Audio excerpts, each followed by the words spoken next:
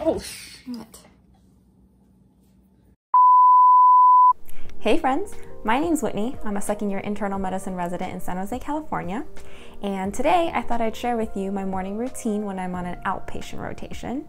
So do note that on these rotations, work usually starts around 8 or 9 in the morning, and that gives me enough time to run through my morning routine. So this routine usually takes me about 2.5 hours from start to finish if I'm also including getting ready and having breakfast. I really like this routine. It allows me to make time for things that honestly usually I'm too tired to do by the end of the day. So I've been trying this for about 2 weeks now, and I really like it because it leaves me in a really good state of mind when I'm starting my day. So I have yet to try this on a rotation like ICU where I need to be there around 6 in the morning. I'm gonna see if I can wake up even earlier, maybe around 4 in the morning, to see if I can adopt it for a rotation like the ICU. We'll see.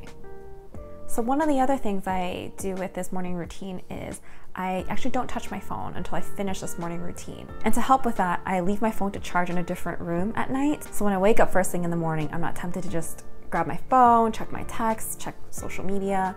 And I've actually really liked it. I plan on continuing it. Anyway, hope you find this video interesting. Let's get started.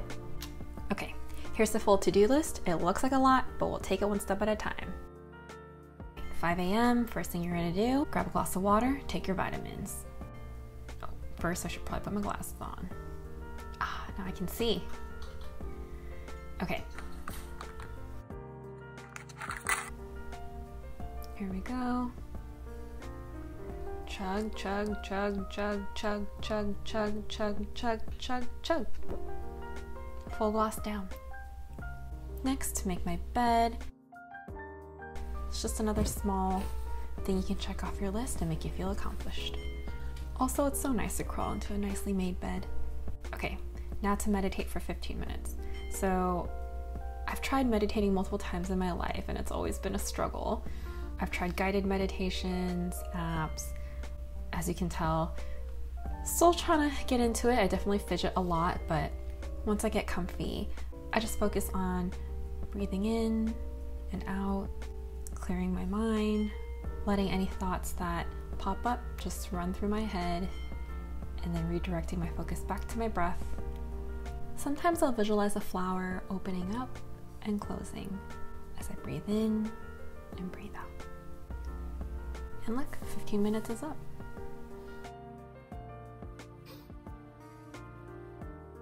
Now that I feel calm and centered, I'm ready to start my day.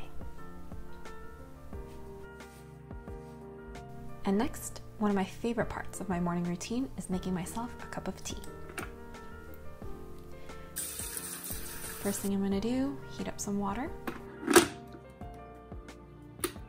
Recently, I've been really into this genmaicha tea, which is like a Japanese roasted rice and green tea. Look at this cute tea set Megan got me. It's a rose gold tea strainer. I just take 2 scoops.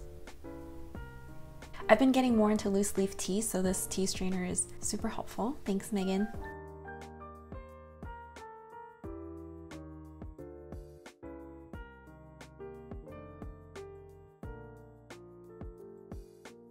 All right, let's read the packaging. It says heat the water up to 203 degrees Fahrenheit and brew for 30 seconds.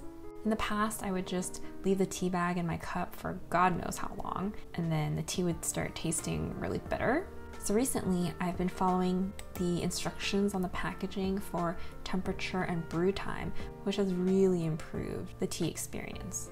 It just brews a cup of tea that tastes the way it's supposed to.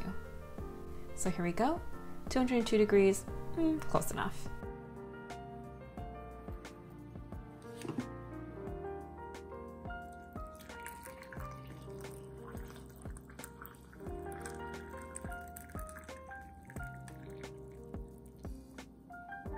Now to put 30 seconds on the timer.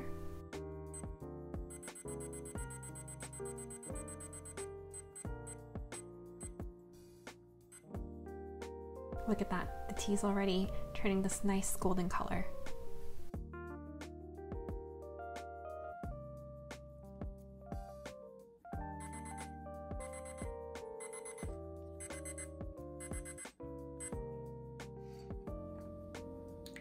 Oh wait, that was just the strainer. Look, it's green. Green tea makes sense. Okay, and next to journal for about 15 minutes.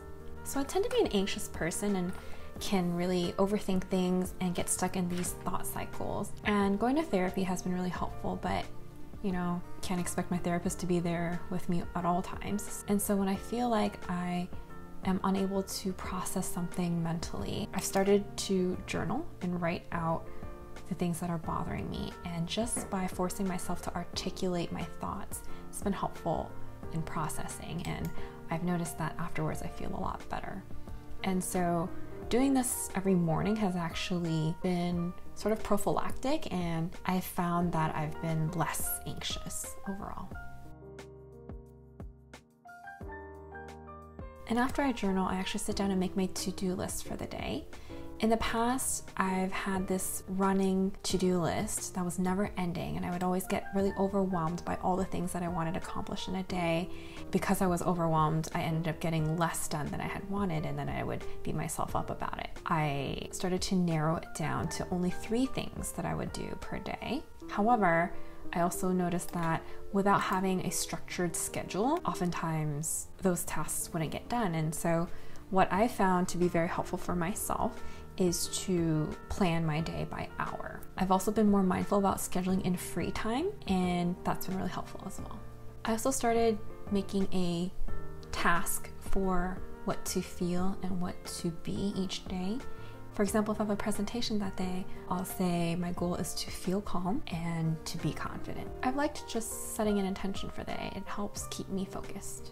And at the end of the day, I actually tape it to the journal entry for that day. And it just allows me to reflect on, was I able to get my tasks done? Did I schedule enough time for the things that I wanted to do? And kind of helps me figure out how to better plan my future days.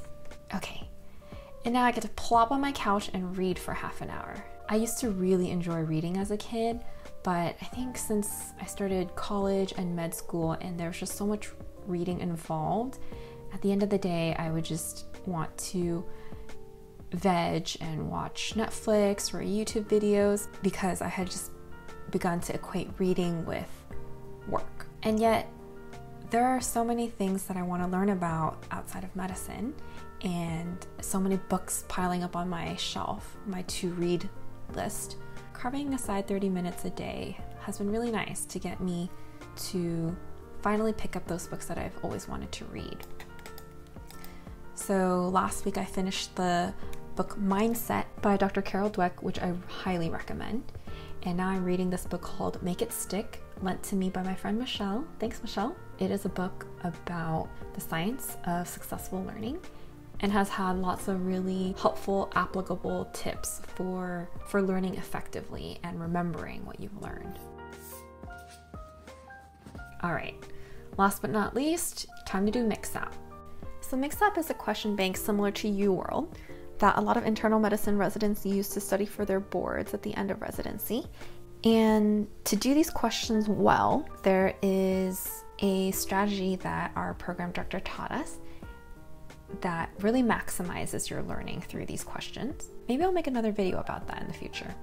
Anyway, every morning I set aside half an hour and my goal is to do 2 questions well. And what that means is dissecting the questions, going through each answer choice, figuring out why the right answer is right and why the wrong answers are wrong, and taking notes, looking up things that I don't remember or I don't know, and filing them away. I've been taking notes on my iPad in the Good Notes app so that I can reference it back later.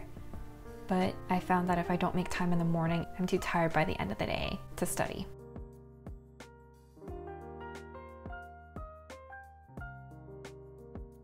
And we're done. Time to get ready and head to work. Thanks for watching this video. Hope you enjoyed watching what I do in the morning. I guess that sounds kind of creepy. Yeah, let me know if you try it out. Your morning routine doesn't have to be 2 hours long. You can just take bits and pieces of some of the things that I've done that you like and make it your own. Hope you had fun. See you next time.